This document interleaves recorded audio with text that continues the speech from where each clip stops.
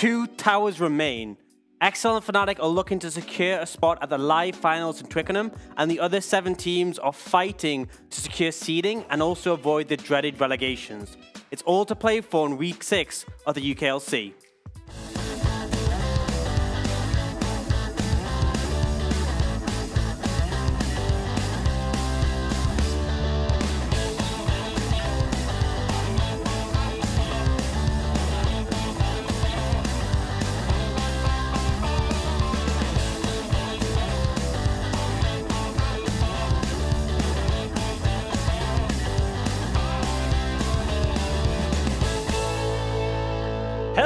Welcome back to the UKLC. My name is Jake Hitbrain Matthews. I'm joined by Diabolus Harrison, and oh my lord, he's back. It's Munch. I'm back. A return. UK League of Legends. I'm home, baby. You are home. Good to see you. How was Vegas? Yeah. Hot. Vegas was hot. Yeah, also, very little League of Legends going on in Vegas. Yeah, so if you aren't aware, Joe actually went to Vegas. He tried his hand at card counting, won a ton of money, and then lost it all. So that is why he's returned to the UK. I won thousands of dollars, but then it cost me that just to get one drink at the bar. So it all just went wrong. It's unlucky. The card captain didn't end well either. He's missing a few toes since the last time we saw him. It happens. Toes don't do much. I mean, they help you balance. Well. And some of these teams are balancing on the edge of relegation. Some are balancing on the edge of making it just instantly into the finals. I was going to make a joke about Kiana. But there we go. You're definitely better than what I was going for. The right balanced team needs more toes. That's all I was going to say. Anyway, if you want to get involved in the conversation, not about Joe's toes, but you can if you want, head over to our Twitter at LVPUK to get yourself involved in the conversation. Make sure you use that hashtag UKLC. You're not going to do it? Nah. No, okay. Not about that life. I'm more of an act kind of guy. I mean, it's better than what you've been doing. You've just been sitting there. I've just been ignoring you. I'm not getting dragged into your mess. You did the whole council thing. That was stylized. That had, that was classy. That was really trend-setting. That was more for cosplay. That was borderline cosplay. I can see it's winding you up because your glasses are actually getting steamy as we talk. It's getting hot in here. If you want to get involved in that conversation, use that hashtag UKLC, and we try and feature your tweets on the stream. Like I said, it's Lee's job, man. He has to. And talk to us as well. Who do you think is going to win? Because we'll be talking about our predictions in a bit. But there's Twitter predictions on there as well. And also, you can say, which toes do you think Joe is now missing? Is it, his little toe, big toe? They vary in value on the black market, so we want to know your opinion. That's how he paid for his ticket. That's how he paid for his ticket back. If you want to catch up on any of our previous videos, head over to the YouTube channel. I did deliberately shut up. LVP UK log. You can watch all of our previous videos and all of the goodies there. We've got patch notes going up. We've got Hitbrain's hot takes as well. Lots of cool stuff. Orcs' glasses are getting They're just steaming so much. No, it's fine. I can wipe. It's just how long? Getting a bit too hot. Have you been wearing glasses, man? A while, and they've never steamed up like this. It's just get a bit hot. It's the feathers, mate. The Maybe feathers. It's just Munch being back. You're so excited about Munch being back, but you're just steaming up right now. I'm nervous. I can't wait to get in some games. It's been a little while since I cast some League of Legends. I'm excited. It's been buzzing. A year. Buzzing, mate. Buzzing. I can't do that. No. You know that thing where you click your finger? I know what you're talking about. I'm not going to He's from Newcastle. Of course he knows what that is. Yeah, I walked down the street and I'm just like... Oh, boy. Yeah, we're actually working towards Twickenham, which is going to be our grand finals. And like I was saying, Fnatic or XL, potentially this week, could cement themselves a spot at the finals. If XL hold the tower, Fnatic physically can't catch up in points, which means XL qualify to stay at home because that's where they are. Yeah, not very much traveling. It wouldn't be a ton for Fnatic either because they are based in London. Yeah. But still, to secure that spot in the live finals would be pretty hype. And last week on Twitter, at the end of the show, we did put up our unsung hero, who was Hyanan, I believe, to get rid of your glasses. I just can't use them. In solidarity, I'll take mine off as well. I'll put mine on now. Hyanan, the unsung hero. What a dude. He played really well. I like the Jin pose with the mask. I want to know, we were talking about getting involved on Twitter. I reckon he looks a bit like Reckless in this picture. Yes, no? Let me know. Talk to me in Twitch chat. I want to poll the audience. I feel like you're going to upset some fans real big there. Bring it on. Bring it on. Flame me. Yeah, no, I think so anyway. But yeah, definitely an unsung hero though. Hyanan, I mean, he's been in the... I feel weird without glasses on now. You can put your glasses on. You don't have to. It's in solidarity, dude. It's like... never mind. I'll not make that joke. Anyway, Hjarnan, he's been a strong AD carry. He's been around a long time, is what I was going to say. Let's take a look at the bracket. Yeah, it's going to be a while until we actually do see Hjarnan play, as he is on the tower champion currently. We start the day off with Diabolus versus Barrage. It's going to be our match of the day. See if that ship will stop sinking, or if it will be able to be a ghost ship and come back from the dead. And then we'll have to have a look at our next game, which is going to be Demise versus Ambition. Shut up. And then M&M versus Phelan, and rounding the day out with Enclave versus Fnatic Rising. We've got some decent matchups going up here. I have to take your word for whatever the matchups are, because I'm just looking at them like, yes. Why don't you put Munch's glasses on, and then maybe they'll stop. I think I'm getting too hot and steamy in here. I think that's why the glasses are steaming up. I need to cool down a bit. What you really don't want to look at is the predictions. That's what you really don't want to be looking at. That's why I took my glasses off. That's why it's getting steamy. It's blurry enough for me not to be able to see my score, so I'm fine with this. Munch, you're doing pretty good considering it's your first day on the show. Me and Twitter are tied right now. Yeah. And we've got the exact same predictions, so the odds of us separating are pretty slim at this point. If I squint enough, then I'm in first. Yeah, and that's without glasses on, you're in first. I mean, because you're at the top of the list. So what you do is you put your thumb over that second one, and then you say it's like a number order, and you're like, I'm first. Number one for number one. I like it. Yeah. It's a good strategy. He doesn't even know what's happening right now. I can't see anything. I'm blind. How bad is your vision? It's not actually that bad. It's a bit rough. I can't Are you really long or short-sighted? Short-sighted. I don't know why. There's like a fascination for people like me who don't wear glasses. There's always a fascination about like people who can't see. Like, what's it like? It sucks because you can't see anything. Yeah, it's sort of branched on that. It does make me wonder for people who have no brain functions. How is that for you? Got him. Right, what's next? Oh boy, that was. Let's have a little look at our next match, because I've just been burnt. We'll have to see whether or not Diabolus can burn down the remnants of Barrage here as our first match of the day. Is our matchup to watch as well. Going to be a really good one, because I mean, both teams can't lose. Yeah. Let's just have a little look. They've both look. proven that they can lose. Yeah, but not at the same time, not the same game. Let's have a little look at the last 4 games of these two teams, because it is. It's a thing of beauty. It is really a lot of L's, my dude. I feel like Barrage, it's an epitome of UK esports. I mean, what's quite funny is actually, I say funny. What's actually quite worrying here is you look at Barrage, second bullet point down. Barrage have not won a UKLC game since the 6th of March. That's the 3rd month in the year, by the way. That's the day before my birthday. Is it? So happy birthday, I guess. My birthday wish was that it would be the end of Barrage. Yeah, you got your wish. And this is the first time Diabolus have ever lost 3 UKLC games in a row. And you got to think about Forge champions as well. I don't think they lost 3 in a row at Forge either. Like, they were doing pretty good at Forge. They've been on form for a long time. They were doing pretty good in the summer split. It's just recently, these past 3 games, they've gone from looking like one of our stronger teams, maybe a top 4 contender, to, oh, what are you doing? Please stop. You're running it down. Make it stop. Make it stop. Yeah. He's already dead. Oh, dear. Now, guys, we a few weeks ago debuted some graphics I did for the show, and I thought I was going to try my hand at some art again, because, it's been a busy split. We've been planning for Twickenham, so I took some of the weight off our graphics team, and I did some art for this this particular game. So, as you can see here, Barrage is a sinking ship, and the devil is in the water. I thought the devil was in the details. Well, that is the detail. That's some really high quality details. I actually, I don't know if we have it ready, but beautiful. I actually have a copy of the email I sent to my producer, to the boss of the office. Here we go.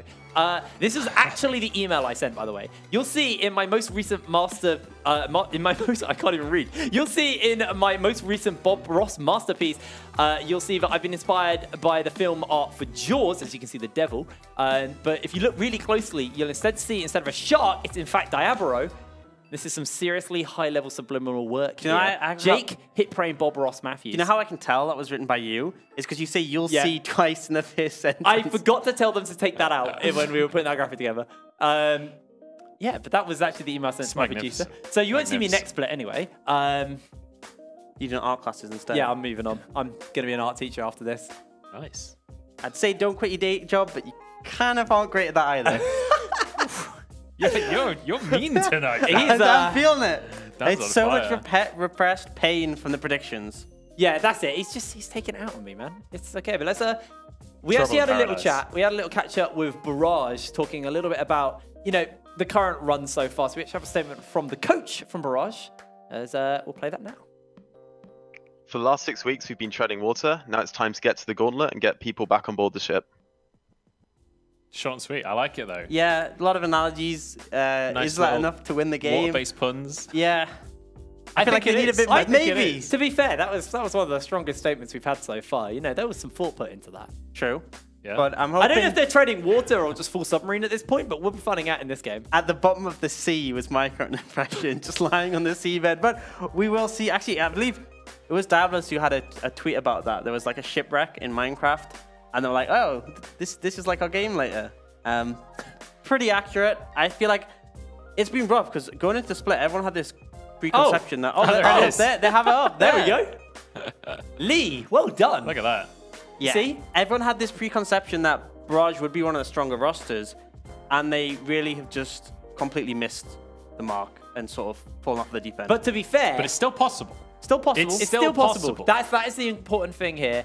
We actually have another tweet to bring up, but also to be fair, we had the same kind of thought about Diabolus being a weak team, but you know,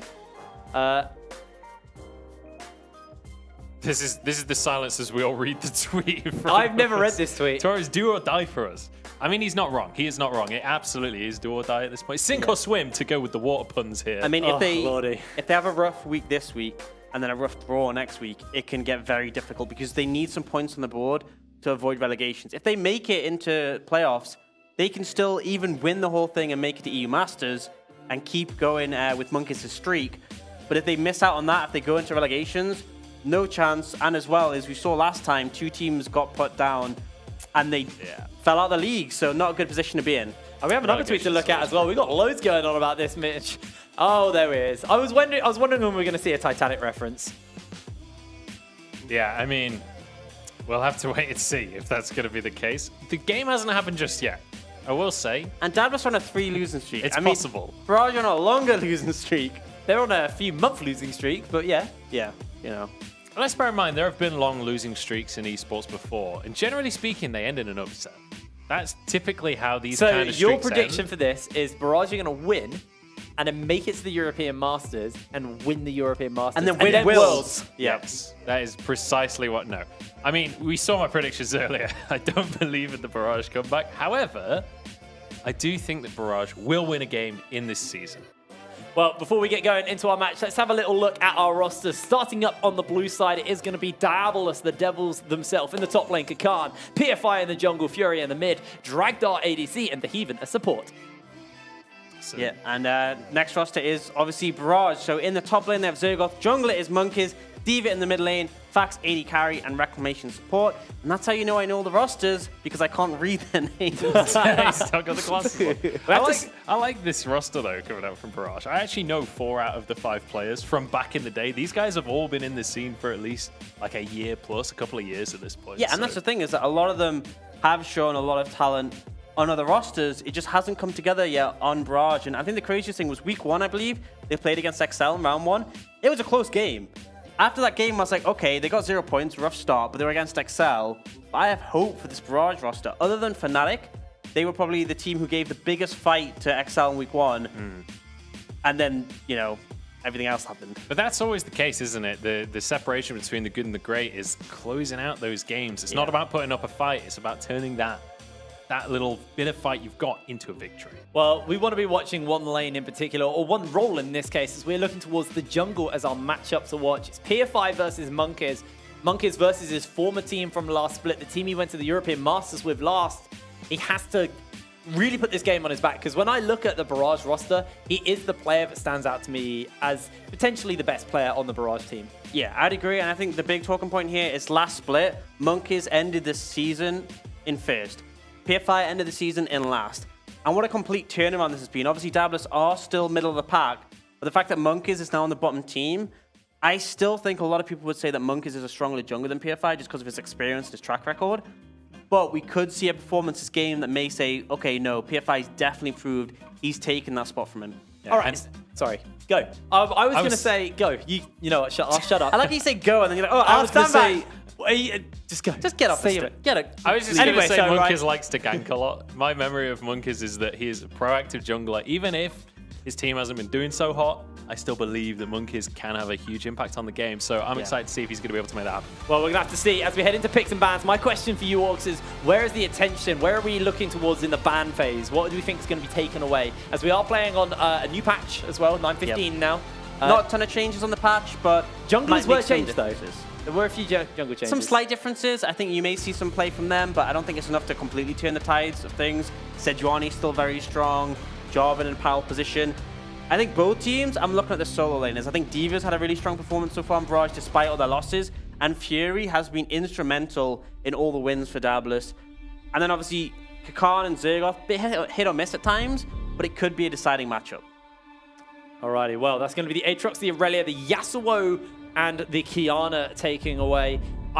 No surprise to see that Yasuo ban. It's been high priority across pretty much most of the split, and especially for a player like Fury who kind of debuted in the UK scene, locking in the Yasuo, complete confidence, and then for 2 weeks solid, it was just a horror pick. Anyone who went up versus his Yasuo just looks so dominant. So, sorry, he looks so dominant. Now, Silas. He just picks Yasuo and ints every game.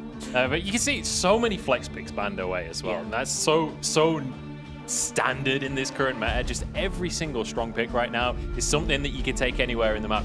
Except for the Xayah, which except for the Yuumi as well, but that champion's just broken. Interesting to see the Xayah come out. Dragdar, he had been playing quite a bit of Ezreal and Sivir in the early weeks, but then he's put a massive priority on Xayah since then. I'm curious to see what Barrage will do in reaction. Do they want to deny the Rakan for the love of I was about to ask about this. How much priority do you put on the Rakan in this situation? I mean, clearly, Barrage are putting quite a bit. I think for Reclamation, it's one of his big picks as well. He's played Braum, he's played Rakan, which were both picks back when he was playing before his break, so he is comfortable on them. I don't think there's a massive deal to be playing one without the other. I think they're both strong champions on their own, and yes, the synergy is nice, but it's not essential. Well, it's going to be denied. Zergoth locking that one in for Barrage, but obviously that will go down to Reclamation. But the Azir, not a particularly surprising mid laner to be locked in. Not in the current state of the mid lane at the moment, but this does leave things like the Corki open as well. The Cassiopeia as well is another pickup we've been seeing into it. The Tristana is the key one. This has been this kind of new counter pick to the likes of an Azir, to the likes of a Corki, because you can just jump into their face and blow them up. Question for me is Fury actually comfortable, capable of playing this Tristana, as they are running the time down? It looks like the Heathen's going back to something we've seen time and time again from him. It's the Nautilus support, and now they're going to pick up PFI, Sejuani in the jungle. Such a lot of tanky squad already. Yeah, a lot of tankiness, a lot of engage, a lot of comfort picks. PFI on the Sejuani was a big one back when he was on Darkspawn. The Nautilus is not only a good pick for the Heathen, but it's one that has suitable CC to lock down the Rakan, despite all his mobility. 64% win rate there for Sejuani as well within this league. So that is, you know, it says a lot about... I was looking it up on the site you showed me earlier, and it's got pretty high win rate globally. It's been a very strong pick. I think in 9.16 they are looking at nerfs on it because of the power. And it also sets up Diabolus well because it synergizes so good with melee solo laners, which is something I know Diabolus, they particularly like to have a melee mid laner, and Kakarn is liable to play something melee in the top lane. Barrage do answer with Monkiz on this Olaf, so more early pressure, the ability to avoid those stuns post 6. Interesting to see how much pressure you can allow with that, but means no AD carry picked. We could see bans away there. Barrage instantly started targeting that mid pool. Yeah, and I feel like things like either the Cassiopeia or the Tristana are going to be the next big bans here for Barrage, because they want to deny those things that are comfortable into the Azir. Fury, I'm curious to see what he wants to pick up into this Azir, what kind of like his answer is, as that's going to be the Sivir taken away from Fax. Barrage now running that time down. They're just thinking about what is the most important mid laner to ban here from the likes of Fury. I think if you're scared, they might prepare the Tristana. That might be a good one here. But also, Akali's open. It could have a lot of dangerous setup on the back of the Sejuani, and it is the sort of aggressive pick that Fury likes to play. It does struggle in the early stages, though, especially against an Azir, or if it does go towards that mid lane. That's going to be a brutal first few levels up against an Azir, because he can just completely control the entire middle of the map. Yeah, absolutely. I think one big advantage as well that Barrage have right now is in their next pick, they can take the AD carry. They already know what the other team's bot lane is, and then Diabolus have to reveal both their mid and top lane, which is why I think a pick like Akali would be strong, because you want to keep the flexibility and still have a lot of options available, so Barrage don't know quite where you're placing things. Something that's open still, a lot of priority, and it is the Camille. can be played mid at top, is melee, so it sets up the Sejuani well. That could be a big problem for Barrage if it's picked up by Diabolus. Well, like you said, we're looking to maybe see Fact pick himself up at least an AD carry here. Goes for the Lucian, mixing that Rakan. There's a lot of hard engage early, but if you do get caught out by a Dredge line, especially if you're like a Reclamation on the Rakan, you're going to die. You are going to die so bloody quick. Yeah, but Lucian is difficult to hit, assuming that Fax plays it well. Like, yes, because of that E, because of the relentless pursuit, you can dodge away from things like the Nautilus relatively effectively. There's actually going to be a Xerath locked in here. There were changes this patch. If anyone didn't tune in just before the countdown play, we actually played ourselves a little patch notes video. So he now has a flat 5,000 range at all points in the game on his R. So less later, but more early. This means that Fury is able to step out of the lane and impact the map from different parts, from closer to his lane. So he can easily move around and kind of look to set up for success for his team. They're also going to lock in that Karma top lane here. So see what Barrage want to kind of answer out with. Yeah, Xerath was the age-old counter to Zir. Outranges him. You can just poke him down from a distance and matches the wave clear. It's interesting because I thought Diabolus would go for very aggressive picks. Instead, they've looked for these more defensive, we want to scale up and be monsters late game. Yeah. It's not what I expect so much from Fury. Khan playing a ranged top lane isn't a massive surprise. And then the Renekton locked in for Zergoth. And again, in 9.14, it was changed. So his Empowered W does just shred shields. So an effective pick into the Karma when it's put top lane.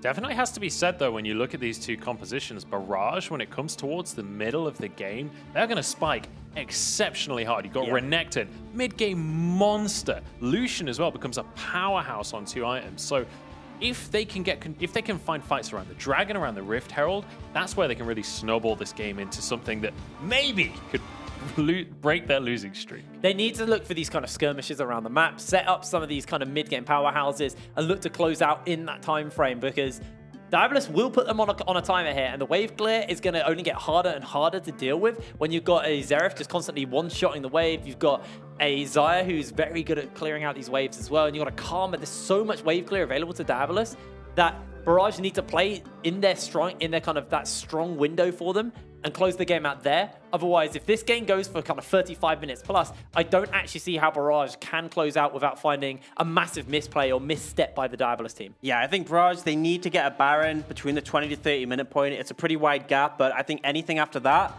and the game is pretty much going to be over. You need to get that Baron, start taking objectives, get a sizable gold lead on the back of being able to cut down Xerath's wave clear with the empowered minions. If you don't find that window, you will just get out of scale. It's going to be so difficult to deal with. Renekton falls off, the Olaf falls off, Lucian falls off.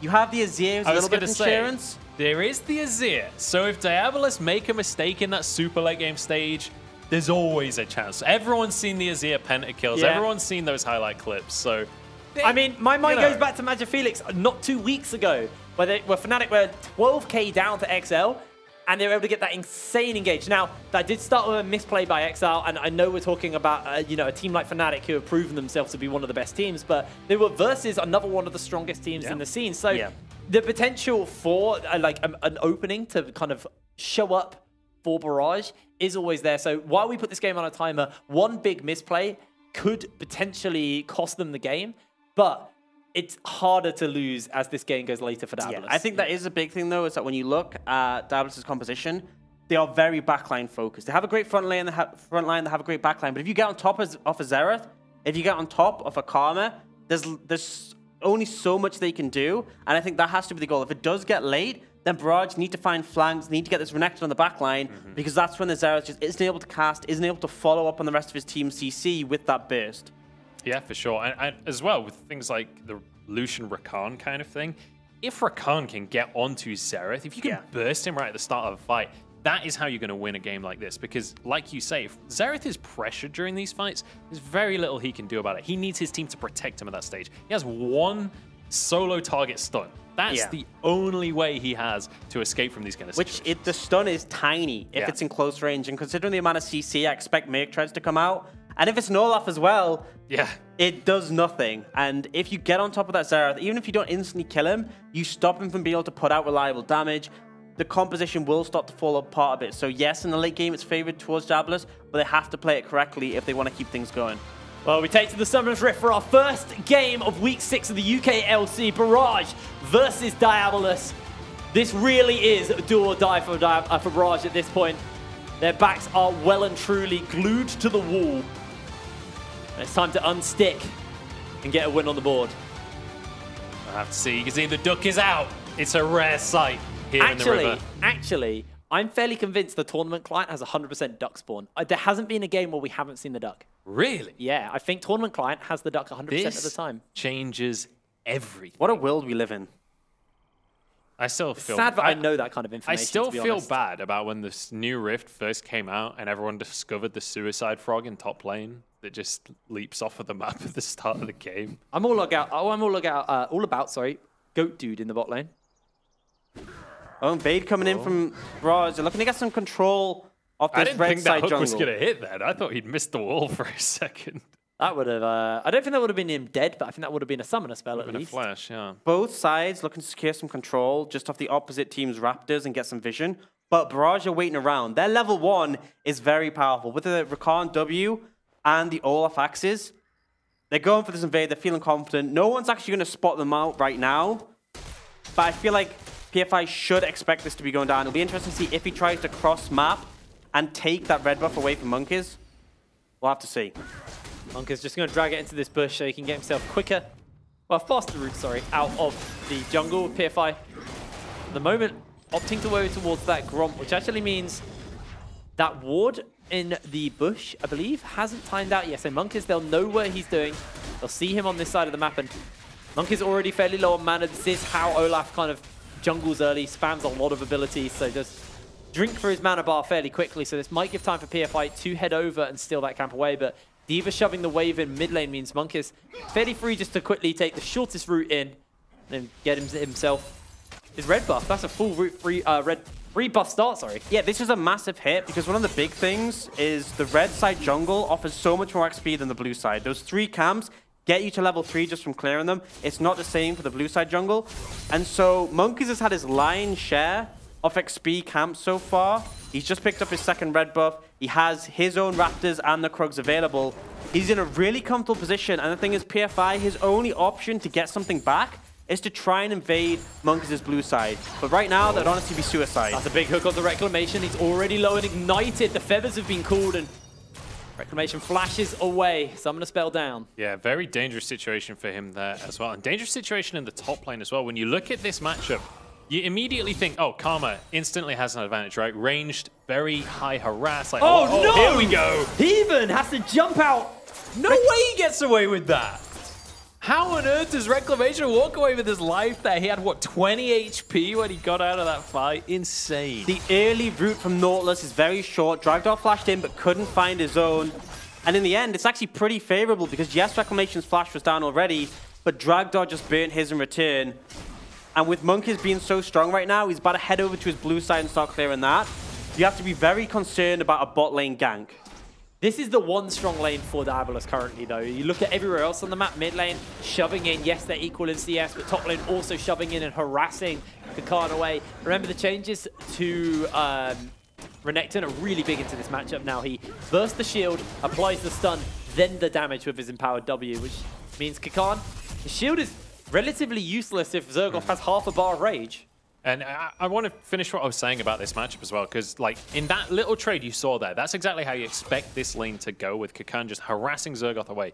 But when there's enough minions around, if Zergoth can get his double dash through the minions, if he can get onto Kakan with a lot of rage available, his W does so much damage with a full rage bar. Kakan will be absolutely deleted if he mispositions, if he gets himself in the wrong situation. And the big tool as well is the mantra, having that ultimate available. You can use the empowered route, it heals yourself. Here it is. Good trade from Zergoth. He doesn't have a chance to use any abilities there. But yeah, the mantra, the empowered W, means that any trade Zergoth goes for, he'll get rooted and you'll heal up on the back end.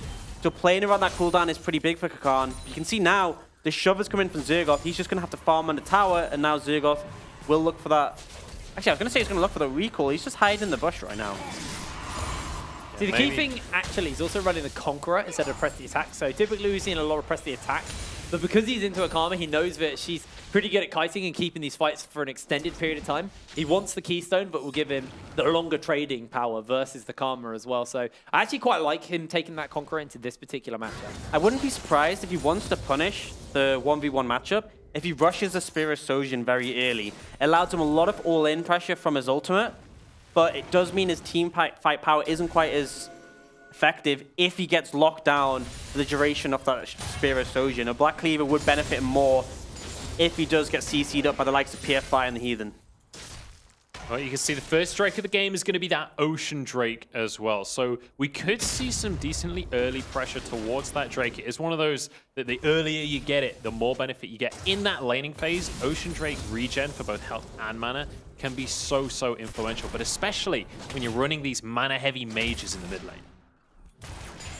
Yeah, absolutely. The health regen big as well, going up against the poke coming out from Fury and Kakan. Both teams would benefit from it. We see the BF sword instantly come out from Zergoth, so that just suggests to me he's going for that Spear of Sojin once you're in pressure. And then returning Kakan is going towards the tank Karma build, opted for the Sheen and the cloth armor, will be going towards the Iceborne Gauntlet. Just gives more safety against Zergoth. Let's go for a bit of a trade-off there. The Tether will actually be used in Kakan. Now he's able to just to pressure Zergoth out. Zergoth, no teleport available, did just lose half his HP, but I think that's his last stack on his potion as well. It's really rough, actually, because he's gone the BF sword up against the Sheen from Kakan. He also has that cloth armor. Unless you have the opportunity to all in, you're going to just take more damage on the back end because you'll take all the ability damage and the Sheen procs as well. The biggest thing, though, is just that he's staying even in that lane. He's not allowing himself to be bullied. But here we go. Ocean has been started here. 2,000 health remaining. And PFI, hanging out on the other side of the wall, sees better of this situation. It's going to allow that to go over. Monkeys takes it with the smite. Well, last week we had some pretty impactful Drakes. Lots of Infernals, lots of Mountains. It's double Ocean for our first game of the day here in week 6. And it would have been a ballsy move to have gone in to try and contest that Drake. Bot lane was not in particularly the position they want to be able to roam. D.Va was already set up in that river as well, so it would have been a hard contest. But it just shows Diabolus' win conditions. They don't need to contest these early dragons, particularly when it's an Ocean. They're looking to scale up. But second Dragon Ocean as well, when you're dealing with so much poke from Diabolus, and when sieging might become a massive thing later on, getting a double Ocean is pretty nice to be able to secure. We'll have to see if Diabolus feel ready to take a fight like that. I don't think it'll be smartest, and that's a lot of damage. Oh lord, he is so much damage to him. But that's that. This is classic ranged versus melee top lane, right? Ranged melee goes in, gets a good amount of damage off, but then on the way back out, the ranged character manages to harass and return the damage, so ends up being an even trade. Yeah, and I think this is one of the versatile things about the Karma, is the fact that she can go the AP build, which is good into other ranged top laners, or this sort of tank Karma build to deal with things like Renekton that get up in your face. We saw that time Zergoth was able to get out a better trade because he had the empowered Q to go.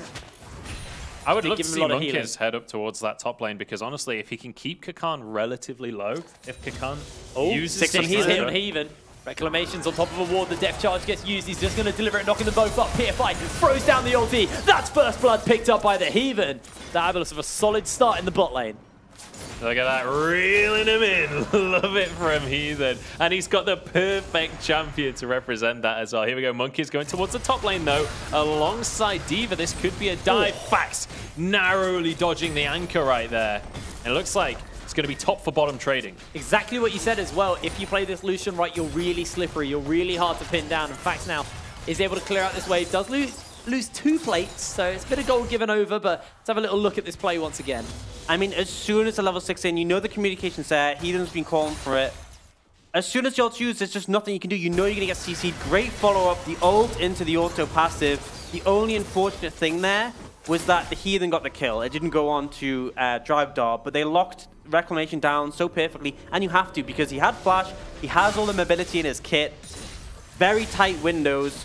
And they made sure it was closed so he wasn't able to escape there.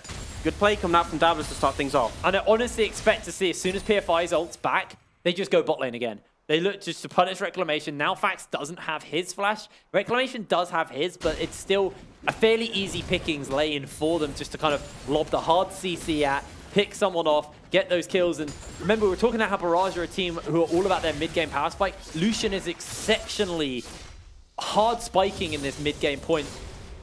So I expect to see them try and at least tie down one of these lanes and kind of continue the pressure they've got, because it's only a 200 gold lead. Sorry, made that a 100 gold lead now in favor of Diabolus. About 1,000 pings going on around this Rift Herald right now. It's going to be Barrage that have vision control for now. But the Heathen is here. PFI is just around the corner as well, and they definitely are not going to let this go without a fight. It looks like Barrage, I don't know if they're actually going to want to fight this. They're not really in the right position to do so. Oh, that hook just skims Reclamation's bum. Not enough to actually get on top of him. Looks like they're just going to step away here for the moment. PFI takes a fair amount of damage, though. Big talking point is no TPs for either top laner. Kakarn's is up sooner, so if Diabolus can buy time, they would have a numbers advantage. Rogoff jumps in onto Kakarn, just slices and dices to safety. We'll take that Mantra Q, but actually Doesn't quite dodge connect. out. Yeah, both teams, they know the Rift Herald is the next priority. They've moved their bot lane's top side, despite the fact first turret hasn't gone down. Diabolus are trying to set a position around here. They might actually look for D.Va. He's very low on HP, and this could be enough for them to start up this Rift Herald. They've essentially pushed someone off the map. D.Va has to recall, and PFI and Heathen, they're going to start it up. It looks like Diabolus should be able to take this one with relative ease. I'd be very surprised if Barrage can test this in any way. They're just not in the position to do so. You can see Fax and Reclamation going to be pushing up the top side in the meantime. That's all they're going to be able to do. They won't be able to pressure the tower at all because they know that half the team is right here on Herald. And this is pretty rough. We're talking about how in Champ Select, Barrage need to make something happen in the mid game. They need to have set the pace for this game and make it fast. But Diabolus, they got Fierce Blood. They've got this Rift Herald. They've gotten 2 plates in the bot lane. This is a team who we said is comfortable going to late game, and they're already finding advantages. Yeah, it's a dangerous situation for Barrage, that's for sure. I'd love to see a little bit more out of Monkeys, and so far he's looking to do so as he's hovering around this bottom lane. Darn will spot him out, though. Jumps in with the shield. Actually, that's going to be the ulti already thrown down by Monkeys. He flashes over the wall after Kakarn. Teva's not going to land, and Kakarn is low. One more axe. Doesn't quite hit it. He finally gets the next one. No, he doesn't. The right to the arcane comes down and secures the kill. D.Va with a meteor snipes out a second one. It's a 1-for-1 trade. That was a comedy of errors. Monkeys missed 3 undertows in a row. And then D.Va actually failed his dash as well. In the end, it's a 1-for-1 trade, but my goodness, that could have been so much worse. That was a comedy, all right. Monkeys, he threw a short undertow. You should always throw it as long as you can through them. I don't know if it's a comedy or a tragedy, because this is Reclamation jumping in. Fax comes over the wall. Zergoff pops his ultimate. A great Glacial Prism will pin Fax in place for the moment, but PFI able to make his way out. And Diabolus do disengage from the onslaught of Barrage. Yeah, and the big thing there is, I believe, because the Herald charged ahead of them, they forced them away from getting that tower plating gold. So, although they didn't get much apart from a couple of flashes, they did deny some gold over the side of Diabolus. And also, they've set themselves up positioning-wise for this Dragon. Zergoff and Monkeys were in the area. They forced everyone back from Diabolus, which means Monkeys can quite comfortably solo out this Ocean Drake. The Comet's coming on through. I mean, it was just, Monkeys made so many mistakes there, and then the fact that Kakarn was just sat there on the tower and just didn't respect the fact that D.Va could head over. Literally just, I think he was shopping when the Comet hit him. Both teams could have played that a lot better, but in the end, they are still keeping it pretty even. There's a free plate given over to Zergoff in that bot lane as well, as he's approaching that Spear of Sojin fairly quickly as well at this point. And he started to build up CS lead. I think he has enough gold now. He started to build up a CS lead recently over Kakarn. He has just escalated. We saw in the laning phase he was very even, but he's pulled ahead now.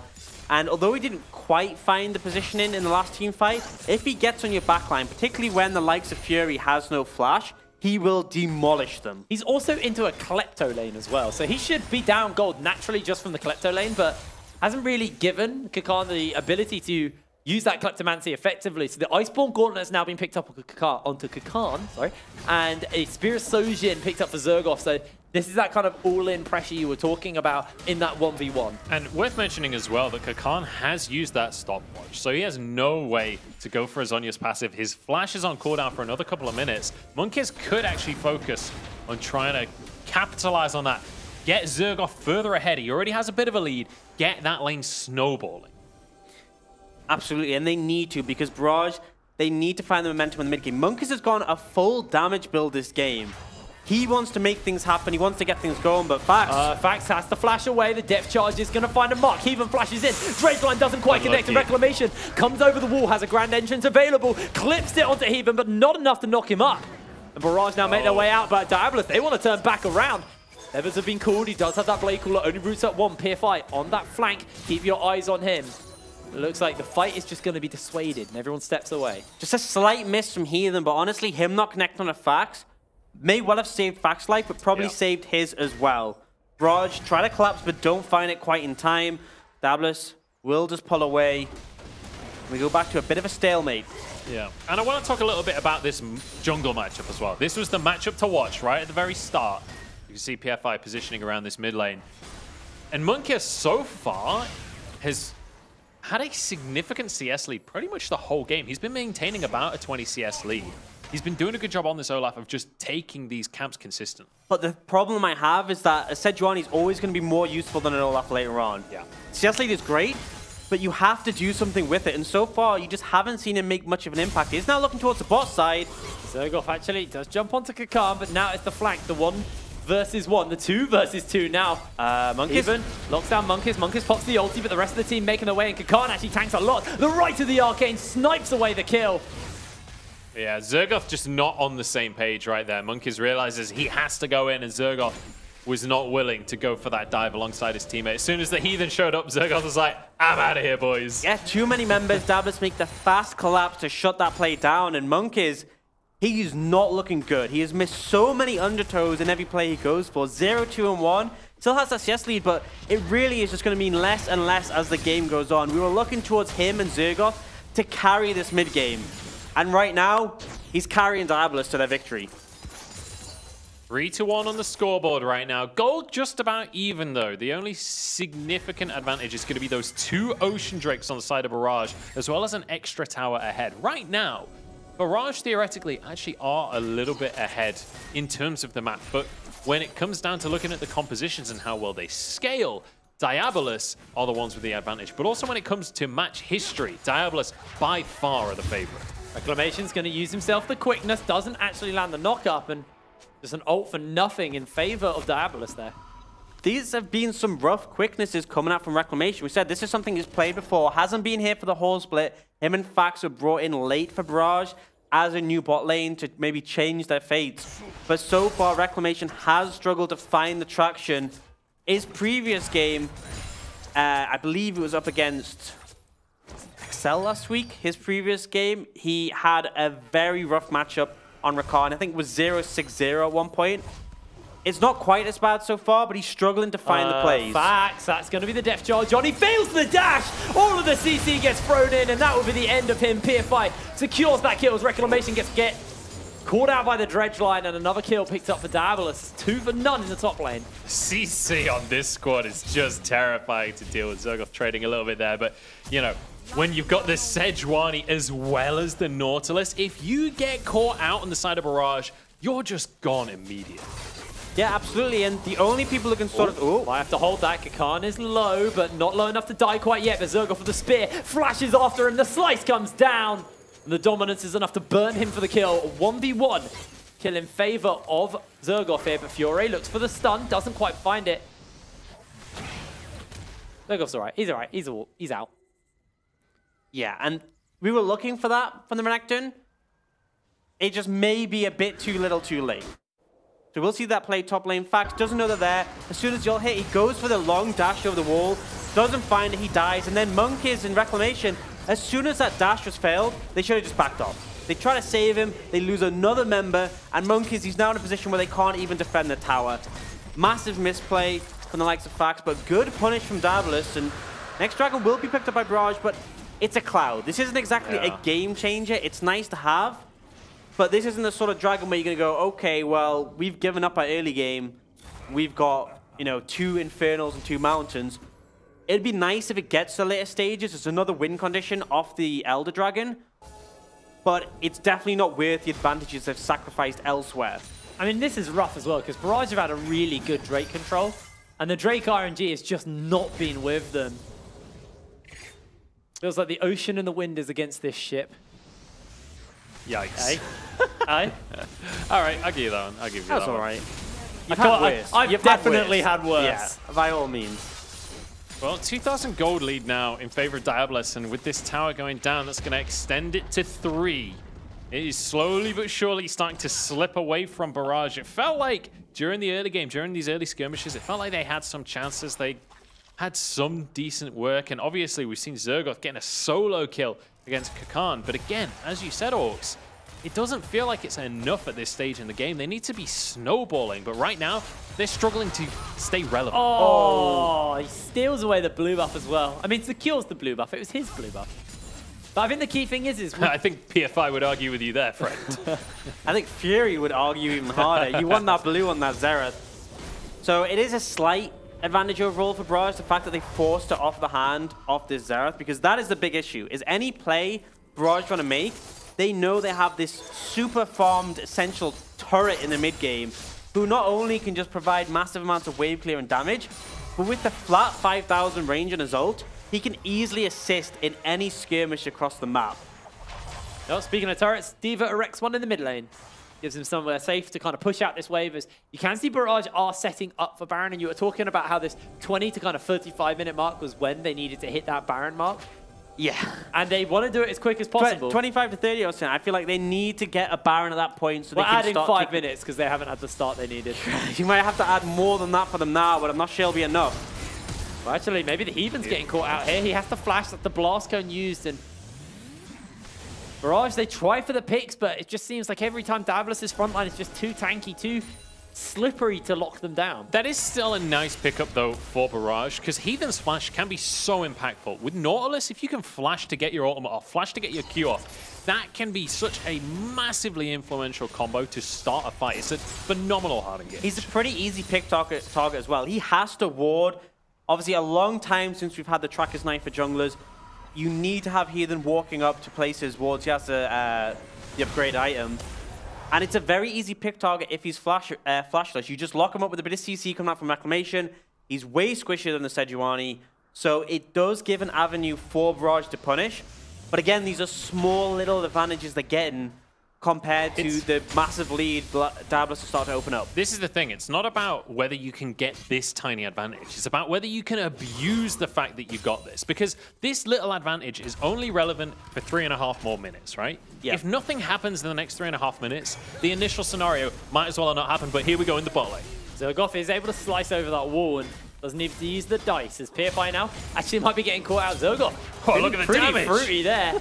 Tries to go for the fight, but only got the cleaver to work with as long as that Spear of Sojin. So might struggle into PFI, who's got the Warmogs and the Cinderhulk, a lot of health. Yeah, you're not going to burst through that Sejuani, and I think he's just buying time. Barrage have started the Baron, but the poke from Fury. This is the power of the extra range. Oh, the collapse out by Fax. Fury's getting collapsed onto. Zergoth jumps away from the stun. You can see a bit of a slow coming down into the Q. That's a lot of ultis used already. Everybody's in, but Barrage are making their way out. Fax jumps in, gets chunked to half HP. He's in a dangerous position as PFI jumps in forward. The hook lands onto the minions.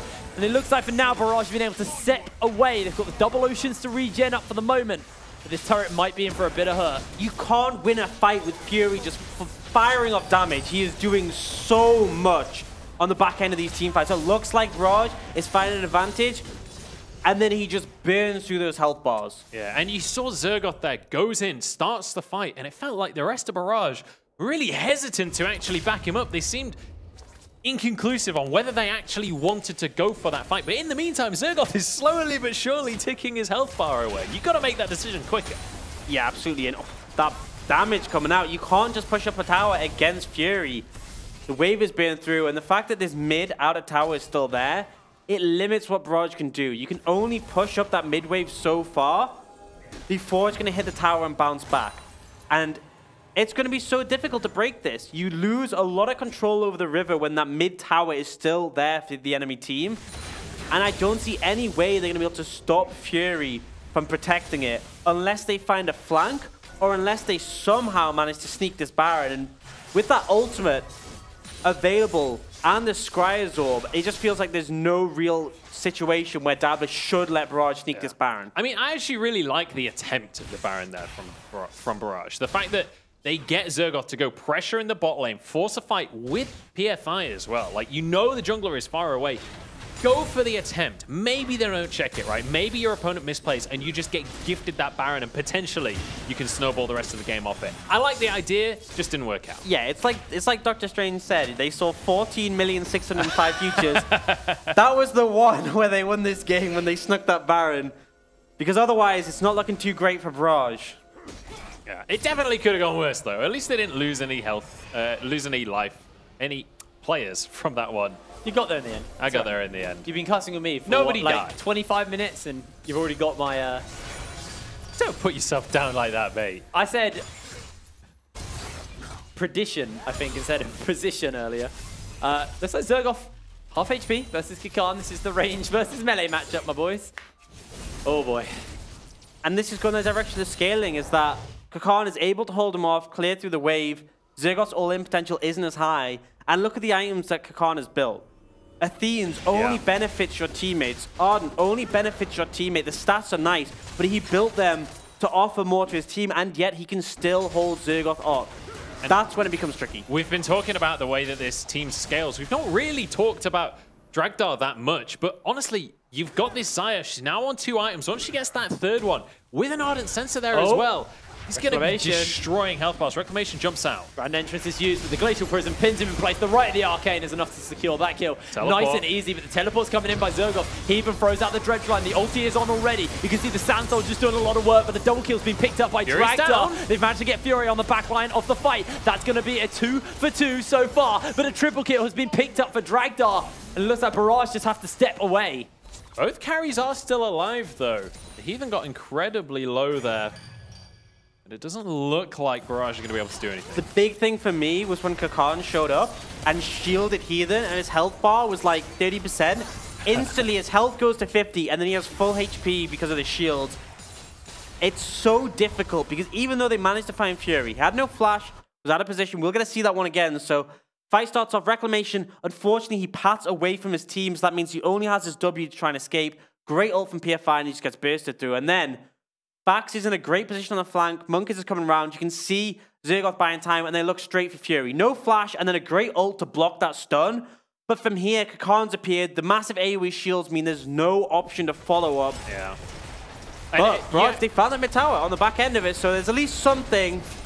Recalls come through, and it's just going to be the towers traded, but the tier 2 went down in the mid lane in favor of Diabolus there as well. It has to be said that committing to that engagement at that stage for Barrage is questionable, right? You've already lost a player. You're going with the TP for Zergoth, but Kakan has his TP available as well. You don't gain any advantage in this situation. The better call is to back off there, and then if they go for the Baron, re-engage. But to force a 4v5, not a big fan of that strategy. Yeah, and Baron's I think it's getting started. Yeah, it is. Reclamation's on the flank. This could be his opportunity to make a big play and redeem himself. Completely flashless for the moment. The stun's going to go a little bit wide. The poke onto Monkeys not finding its mark right here. Monkeys Barrage no closing flash. in. Half health on Baron right now.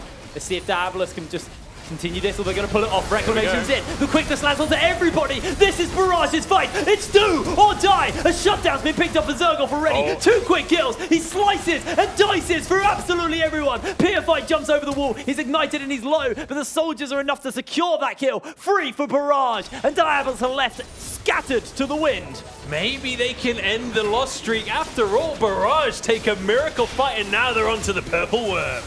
Yeah, ult shots coming in from Fury. He's trying to find some kills here, but I'm not sure it'll be enough. Double Ocean definitely going to help them out in this situation. You can see the regen coming in.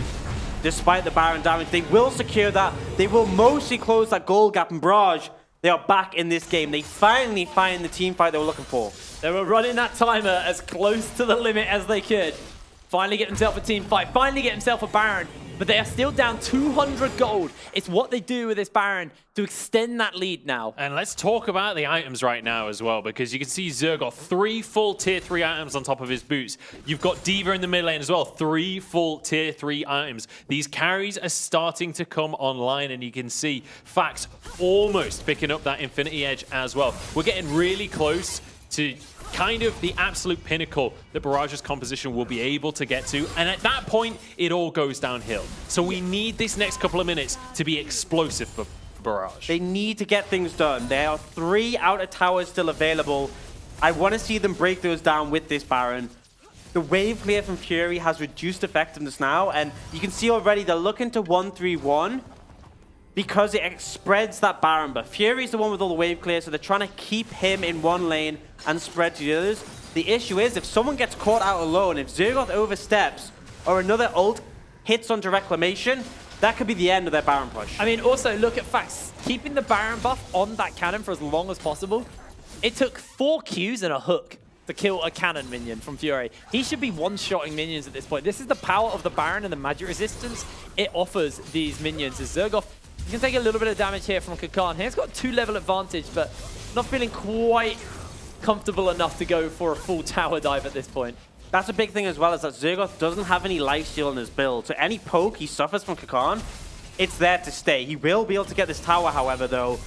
Kakan is starting to run low on mana, and actually I was saying about the sustain, the double ocean coming in clutch here to help him heal up. And his Q as well will be able to give him sustain. That's 2 towers going down because of this Baron buff. Good use of the Baron so far. But I really want to call out Zergoth here as absolutely the MVP for Barrage so far this game, because even though the early game didn't go that well for him, or for the whole team, Zergoth has constantly been pressuring Kakan. You expect Karma to be able to withhold this lane a little bit better, but Zergoth has been so on point. He's been pulling PFI to their lane. He's been consistently pressuring, and it's meant that Diabolus haven't had the freedom to just roam around the map like they would have wanted. Yeah, absolutely. And you can see This might be that by Zergoth. He can jump in onto Kakan. Hasn't quite got the damage to stick onto Kakan right now. Too close to a minion wave. Kakan fairly tanky as well at this point with that Iceborne Gauntlet. Baron will be running off fairly soon here for Barrage, and that's the last outer turret falling outside of Diabolus' base and using this Baron very effectively. And again, this Dragon RNG for Barrage has been so brutal, because once again, they're in the position where they can take a Dragon. It's another cloud. They've got 2 oceans and 2 clouds. If any of these were mountains, if any of these were infernals, they'd be in such a fantastic position. Yeah, it would be a lot more impactful. They are benefiting them here by all means, especially against the poke. But the big thing is the fact they managed to get their Baron. They are looking to push on the base. I don't think they quite have enough to break through. The Baron is probably going to expire before they take any of these inhibitor towers, but they definitely put themselves in a good position off the back of this. They can back away, pick up that Cloud Dragon, and then the next Dragon will be an Elder. 4 Dragons to 0 is definitely something you want to be able to have going towards that. Unfortunately, no Infernal, no Mountains, but you will absolutely take a 4 Dragon Elder buff, and it gives Barrage their late game win condition outside of the Azir carrying. But I mean, if anyone's going to carry, you look at the items on that Azir. He has the Rabadons, the Morel, the Nashes going towards a Banshee next to survive the poke from Fury. His damage is just monumental. I have to see if your Death Note is enough to turn this for Diabolus now at this point. We'll have to see. And it's worth saying, I bet on well. Barrage, so... Exactly. That's True, your Death Note. yeah. Yeah, true. If they break through it, they break my case as well. That's how it's... Probably not. We'll see. I guess we'll have to wait and see. I just want to put one last note about the Dragons as well. Yeah, people often kind of underestimate the power of a Cloud Drake. When you have 2 of them, or even 3 of them, it actually can really impact the late game stages. When the next Baron is up, if teams have to recall and rush to try and get to a Baron in time to contest and things like that, Cloud Drake can be such a huge impact on that. Well, Diabolus are actually just barreling down this mid lane. There's another thing that we haven't actually hit on, is the side of the bracket for Barrage are on. If they get this win, they go up versus either Envision or Demise in tomorrow's semi-finals. What that essentially means is there is a potential for Barrage, if they can find a win here, to actually really claw themselves some serious points back and actually slingshot themselves out of the relegation zone. Yeah, they could even make it as far as 3rd. That is the crazy thing to think about. This team, who have not taken a single point so far in the summer split, could make 3rd on the back of a good week this week and a solid week next week. But this game still needs to be won to get there. And yes, they're ahead right now. Yes, they managed to secure that Baron, but it's not over yet. Fury has picked up that Rabadons, will be pumping out a ton of damage. And you can see Drags are edging towards that 100% crit point, and Isaiah is monstrous in the late game.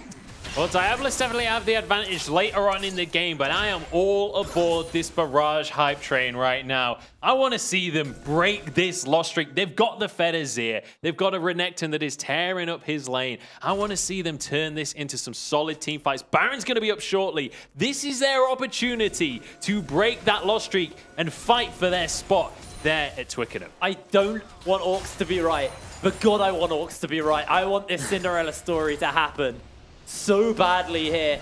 As you can see, Diabolus now grouping up in this mid lane. Zergoth now with a GA, Cleaver, Sterix, Spirososian. This dude is ready to fight. We'll have to see if Barrage are willing to take that opportunity. We'll have to see if Reclamation can find a big ulti again, because remember, the last big teamfight win came off a 4-man quickness by that man. You see pings coming out. I think Zergoth might potentially look for a TP flank, and I think you need one. If you look at the power of the shielding now on Kakarn with that Rabadon's picked up, if you just try and go front to back, you will lose. Yeah. If you just try and build through the Sejuani, you will lose. Oh, a lot of damage comes in. Reclamation, he is out of there. Jumps out of the grand entrance. The right to the arcane. It's being dodged now by the flashes. Reclamation doesn't make away from the last one. The hook's going to connect. That's the end of facts. The new bot lane is down. And what a pick for Diabolus. They used everything at him.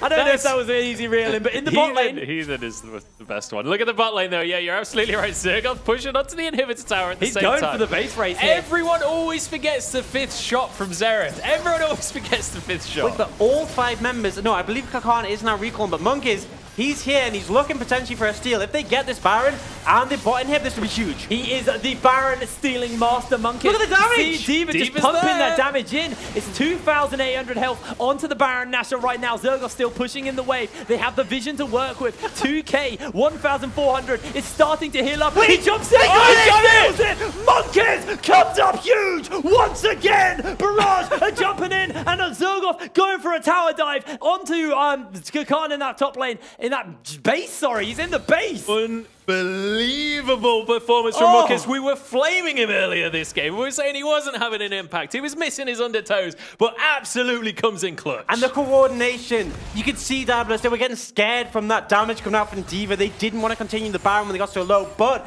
they kept it leashed. Diva did enough damage for Monkeys just to flash it and smite it. Great confidence, and Zergoth got so much done in the bot side because Diabolus weren't able to quickly secure the Baron, weren't able to use the empowered recall, and Raj, it looked shaky when that bot lane died, but there is still hope. Monkeys have stolen so many Barons for Diabolus in the last split. They knew what this man was capable of, and you saw them playing tentatively into that. Meanwhile, Zergoth was able to open up the base for Barrage as well. Just clean play across the map. And Orcs, you say there's still hope right now. I'd say there's more than hope for Barrage. These guys are looking like favorites in my eyes at this stage. We saw the damage Diva is putting out. He's in danger. The speed up is there. He even trying to find himself an opening. Diva jumps away, and they look for the pick, but they're unable to find it. Stun does connect onto Zergoth. He pops the ulti. The CC's coming in. Reclamation wants to keep his top laner alive. A 2-man knocker comes up by the hit quickness. They get themselves a 1-for-1 so far. The reses are coming out. The snipes are trying to land, and PFI has to flash over the wall. It's just a 1-for-1. Diva jumps away from the stun. And in comes the right of the arcane. Best he's going to get is a GA here from Monkeys. He does pop that. Yeah, but you can see Barrage are healing up from those Ocean Dragons. They have position on this mid lane. Fury's walking around, but you have to take a safe route. This is so dangerous for Fury. Yeah, he's going to be able to get to the base, though. Inhib open now. Ooh. Massive damage scary onto for Fax. PFI doesn't have ulti, so Fax is just able to relentless pursuit his way to safety there. Absolute win coming out from Barrage. They managed to take an even team fight and then get that mid tower in return, but this does buy time for Diabolus. They didn't lose that mid inhibitor. Dragdor's able to head to base and then clear up those bot waves, and Elder Dragon is on the map, and already PFI is trying to establish some control in this area. 4 dragons to Barrage, 0 for Diabolus. For one team, this Elder Dragon is a massive tool which could win them the game. For the other side, it's just a denial. Both teleports available for our top laners as well, but we are getting to the late game team fight stage now. You can see Dragdar has so many items in his inventory. He's going to be destroying carries if he lands those autos onto them. Reclamation. Well played by him to hold that second E, not to knock up Fax. Is the depth charge now used by Heathen, which is pretty big here. Elder Drake's going to get started up. Diabolus know this is really the scariest they're point of the burning it game down for quickly. them. That's going to be the right of the Arcane use, just for a bit of poke here. Tries to force them off. That's 2 pretty big ults down, though, for Diabolus. They still want to take this fight, though. This is his redemption. So big. If he can position the soldiers correctly and Diabolus walk onto them, that could win the game immediately. Both of these teams playing with bated breath right now. This Elder could decide the game either way. The reset's going to come forward here, and PFI now, he's going to start to tank up a bit. Zergoff slides in, tries to get the damage down, but he's in for a dangerous position. A lot of poke onto him. Reclamation comes in with the shielding. A lot of shielding on the side, but that's going to be an instant deletion onto Heathen. The culling's been used. PFI is being melted through. Monkeys with a double kill. This is going to be the Elder Drake for them. Barrage, the ship is not sinking yet. Yeah, and they are looking straight towards that open inhibitor bot. There's only the squishy carries available for Diabolus. They are running towards there, but they might get corralled in. D.Va is so strong, and he's looking to end. The regen from the many, many Ocean Drakes buffs on them right now. Here we go, onto the Nexus Towers. Barrage arising from the depths. Can they do this? Can the submarine become a glorious battleship? Not quite yet. The right of the Arcane is sending them packing back towards their base, back towards home. But they do take a mid lane inhibitor as their prize. Barrage walk away with the Elder Drake. They can be pretty happy with the current state of the game, but they can't breathe a sigh of relief quite yet. And Diabolus just aren't finding the team fights they need. Their backline just feels so unable to do anything. They're distance away from the likes of PFI, and there's just no damage coming down. They're so scared to get in range of Zergoth or D.Va. They're so scared of that shuffle that in the end, they just sit and they just kite backwards, and no real damage is put down. Dragdar has 4 crit items. Fury has 4 massively powerful AP items, and yet the damage they did in the last team fight was not really influential. Most of it was the poke before the fight even started. Unless they can get Fury reliably landing damage in these team fights and Dragdar able to auto-attack for a good portion of it, they will not find their way back into this game. And another condition, actually, which Diabolus have to keep in mind is that double GA the Barrage have will both be coming up fairly soon at this point, which means you have to get 7 kills to win a team fight effectively. And it's just a waiting game because Baron's coming up soon. They have the pressure mid and bot from those inhibitors being down. They just need to buy time, and they'll be in a comfortable position. And this is why Diabolus, they want to push up because they know time is not on their side right now. With the Baron coming up soon, they need to find some space on the map. Even itching.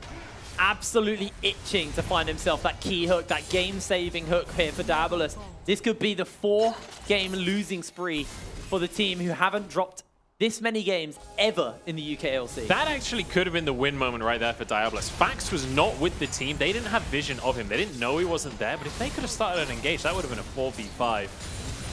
But now D.Va with Elder Dragon buff is going to be absolutely melting through health bars. He is full build at this stage. If his Banshees can come back up before the fight, he is the guy to keep your eyes on. Watch those Sand Soldiers. Watch that engage. Ulti goes wide by PFI. D.Va takes a little bit of damage from the Q. That's the quickness. Reclamation wants to find his opening. The depth charges onto him. Onto Fury. Throws out the culling. In comes Zergoff into the middle of the fray. You can see Monkeys jumps into the heap as well. D.Va jumps down. That's 1 quick kill. Already picked up for Dragdar. So 1-for-1. Zergoff launches in. Jumps up. This is Barrage. This is it. Fighting back. Fighting back. They are under the water, but they come up top and they look for their first win since March. Barrage come up absolutely massive. These clustered team fights are perfect for D.Va, perfect for Zergoff. He is an invincible crocodile, and he wants this win. We said the Crocodile would fall off in the late game, but Zergoff has not let that happen. He crushed that team fight, and Barrage are going to crush the Nexus. Submerging from the depths, arising from the depths. Barrage get their first win of the summer split. Unbelievable performance coming out from Barrage. Unbelievable, They break Jeff. the streak. They break Unbelievable, Jeff. They did it for Jeff in the end. I think they did it for you as well. Let's be real here, man. They saved me from the kiss. I needed that win, but what a game. There was a lot of, I mean, we said in the early game, we didn't think it looked great. The fact that Diabolus had the pressure, had the control, and we were like, you know, Barrage, you're supposed to be the ones in charge. But they just waited for the opportunity, and every single time they found these team fights where the backline from Diabolus just couldn't effectively put out damage. Zergoff was monstrous. He was a raid boss in the middle of the whole team in the last team fight. The AoE from the ult and his Q just shredded through them. And it has to be said, We didn't give Monkeys a good time in that early game, but that play on Baron, Monkeys and Diva, 2v4 for the Baron, that literally saved the game. That play broke the loss streak for Barrage. Yes, I'm what a way to do it. I mean, I can't think of a player like Monkeys who steals so many Barons, and what a way to kind of get that redemption of, you know, you've been on a failing team for the entire summer split, and to be fair, for the kind of latter end of the spring split as well. Now, he wasn't on the team during that time, but he joined a team who were not on form. He hasn't been playing to the Monkeys we know and love. And then suddenly he goes, you know what? I'm really good at this. I'm not very good at hitting axes, but I'm really good at hitting smites. Yeah, I think I saw a comment in Twitch that my favorite one is he can't hit axes, but he can hit smites. He does it once again. The evidence is right before our eyes. Monkeys takes this one home. Phenomenal performance. But the entire Barrage team, I think, going to be super happy with that win. They're going to move forward in this single elim. And that's the key thing. They're now out of the round of 8 for the first time in the summer split into Envision or Demise. Now, Demise and Envision for the last 2 weeks have both been looking pretty good, but you're not going up versus XL. But are they looking Monkeys You're not going up good? versus Fnatic. You're not going up versus M&M. You know, you're not going up versus the teams who we kind of peg as the top 3. You actually avoid them until later on if you can get that win over Envision and Demise. This is the best week for Barrage to find this win over Diabolus. Yeah, because a lot of times there's been a lot of discussions about the hard side of the bracket, the weak side of the bracket. I think everyone would agree with Fnatic and M&M on the other side of the bracket. This is the easier side of the bracket. So for them to get a win here, they have a possible route to the finals. It gets harder then, but they could earn a lot of points.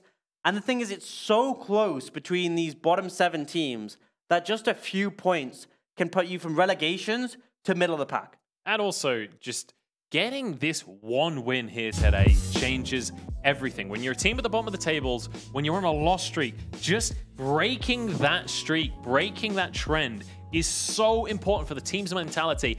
And this could well be the start of something magical for Barrage. And they also completely yeeted our win conditions out the window, say, you know what, we're going to make this go for 45 minutes just to prove you wrong. Why not? And with that, that is going to be Barrage's first win of the summer. Coming up after the break, it's going to be Demise versus Envision. The rookies up once again. You don't want to miss this one. We'll see you in a second.